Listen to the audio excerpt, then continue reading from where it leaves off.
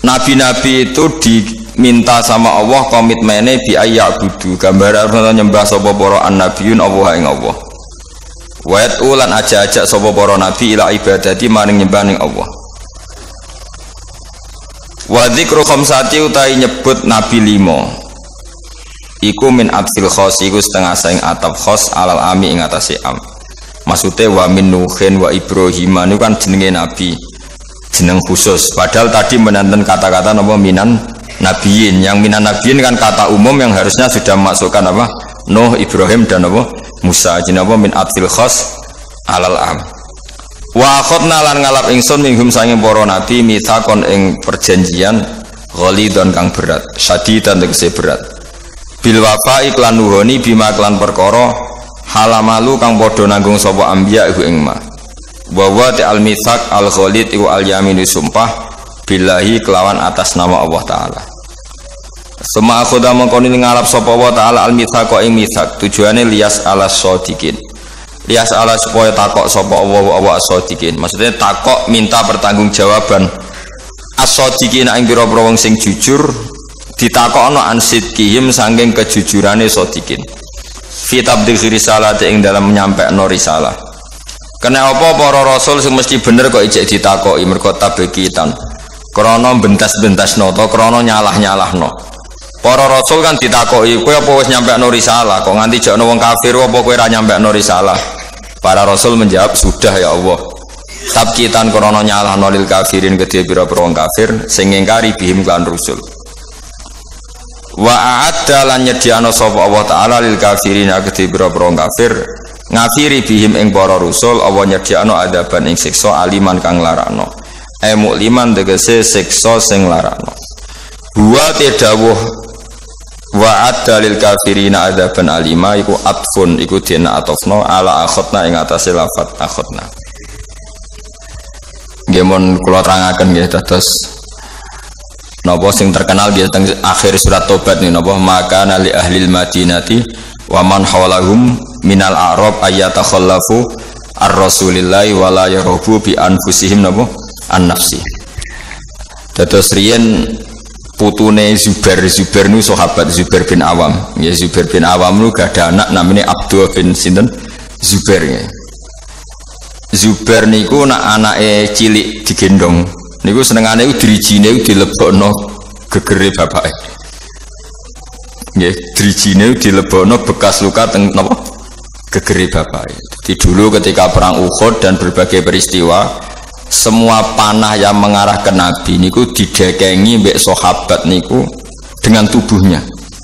Karena mereka mikir kalau sama-sama mati mendingan kita ketimbang nopo Nabi. Nah ini yang disebut Nabi adalah orang yang paling diperhatikan orang mukmin dibanding dirinya apa sendiri. Tentu keselamatan Nabi ya di atas keselamatan orang apa mukmin, kepentingan Nabi juga di atas kepentingan orang apa mukmin. Karena Nabi ngajak ning keselamatan dunia akhirat, sementara kepentingan orang mukmin kadang hanya nuruti nafsu sing ndadekno celaka dunia napa akhirat. Niku sing disebut maka nali ahlil madinati wa man hawlahum minal a'rab ayatakhallafu ar-rasulillahi wa la yurabu bi anfusim napa an-nafsi. Sehingga dalam konteks ini rumakno tenan ya. Nabi itu khususnya Nabi karena Nabi pasti benar. Itu tidak nerima alasan keluarga. Makanya kalau ada orang bilang dijak kanjeng Nabi, acung melok aku, alasannya kanjeng Nabi kalau gak ada anak alit atau bojo kula ejek meteng, itu gak bisa diterima. Misalnya dengan alasan syaghalatna amwaluna wa ahluna fastaghfir lana. Ya Rasulullah, saya ini sibuk ngurus keluarga, ngurus harta, maka mohon diampuni. Padahal mereka sudah bilang mohon itu tidak bisa diterima. Karena logikanya adalah perintahnya Nabi adalah perintah Allah, karena Nabi pasti tidak melakukan perintah kecuali diperintah Allah. Disebut nama wa ma yantiqu anil hawa in huwa illa wahyu yuha. Nabi tidak pernah ngendikan berdasar nafsu, tapi pasti itu perintah dari Allah. Sementara kamu demi anak istri itu pasti nafsu. Kowe mentengno bojo kan mergo wedi ra iso ngloni, tetap nafsu. Mentengno anak mergo sampeyan nak tuwa ora ono sing ngrumat. Semuanya itu mesti pertimbangannya nafsu. Meskipun kowe ngeklaim ku kasih sayang apa ora sauni-unimu, tapi ujung-ujungnya iku nafsu. Tinggal mulai bojo berat, ora ra anak sing ngrumat tuwa sapa. Nah, makanya orang mukmin sekali Nabi ngendikan, maka tidak ada hukum apapun kecuali harus ngikuti Nabi Muhammad Shallallahu Alaihi Wasallam. Makanya ngendikan Imam Syafi'i, beliau dalam bermadhab niru, nontonan ben ngerti fikih namanya. Laisa li ahadin ba'da Rasulillahi kaulun. Enggak ada siapapun mustahid, apapun kias itu jali. Kias jali itu logikanya begitu nampak sekali. Argumentasi hukumnya yang nampak sekali, tapi itu batal demi hukum jika Rasulullah tidak menggariskan demikian. Jadi misalnya fikih wis dihitung secara sistematik, secara metodologis semuanya begini, tapi Nabi kok tidak seperti itu, tetap dimenangkan apa? Nabi, meskipun itu nyulayani kias jali. Kias jali itu argumentasi yang sangat-sangat jelas, orang terima jelas tapi sangat-sangat jelas, itu harus digugurkan demi apa yang dikatakan apa? Nabi. Makanya Imam Syafi'i masyhur ngendikan masokha minal hadis wa madhabi, asal hadis itu sahih maka itu madhab saya. Contoh yang paling mudah itu begini, namanya tak warai ngaji oke. Uyah kira uyah, ya uyahmu najis to. Najis. Ketika uyahmu sak titik itu di gelas, kemudian disori banyu sak gelas menjadi gelas penuh, gelasnya ikut najis dah? Ikut, karena enggak apa? Enggak dua kolah atau di bawah dua kolah. Terus ketika polpen ada uyah sampean, terus kena tangannya sampean jadi najis tidak? Najis, karena yang bersentuhan dengan najis pasti menjadi apa?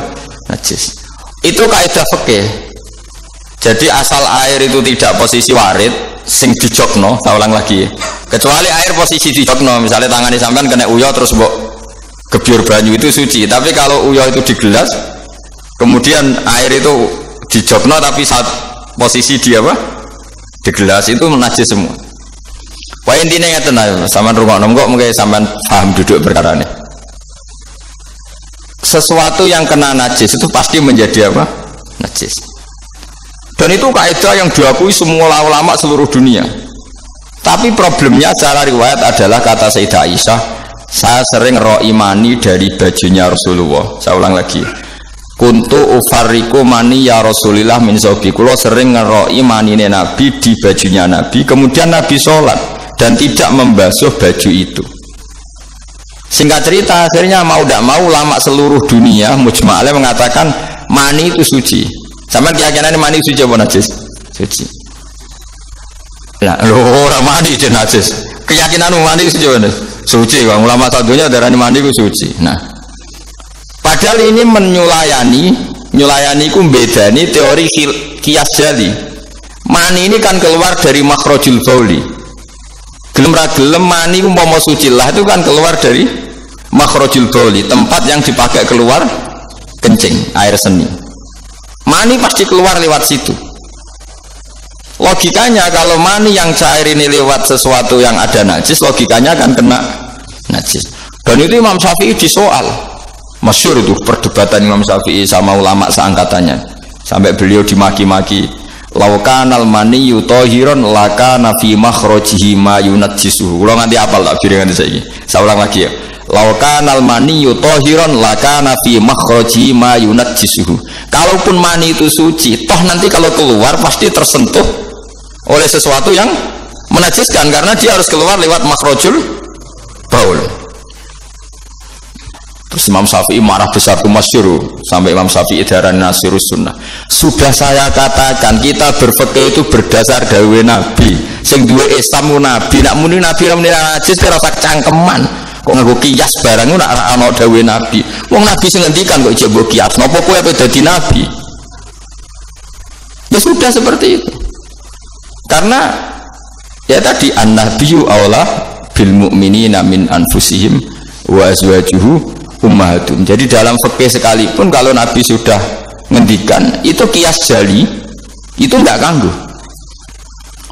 Makanya kemarin seperti perdebatan kiblat di Kemenak itu, masjid-masjid mana diarahkan ke kiblat dibenarkan lagi karena enggak presisi, enggak persis. Itu ulama-ulama alim menentang, karena kalau nurut tidak persis, masjid Madinah itu madhep Mekah itu ya tidak persis.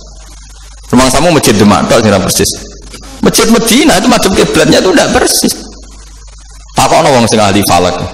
Tapi kiblat itu ajarane Kanjeng Nabi Muhammad sallallahu alaihi wasallam. Ora kudu persis seger Nabi ngajari ngono ya ngono. Ora kudu persisan. Kowe ora malah di Islam kok cangkeman. Mesti di Islam tenang kok ribet. Karena tadi nak nuruti kias jali fikih, agar barang kena najis ya najis. Iku mau dalane uyah kan najis wong kena uyah mani lewat. Dalane uyah. Itu satu. Terus dari Imam Syafi'i kita harus menerima konsep Nabi kalau mani itu suci. Karena andaikan tidak suci maka Sayyidah Aisyah harus mengumbah mani. Tapi nyatanya ndak. Dua, wong iku nak mani ku najis, kowe ya najis. Wong materine songkok najis. Jadi sing darani mani mau najis berarti wong iku ya najis. Mergo materine najis. Jadi panjang.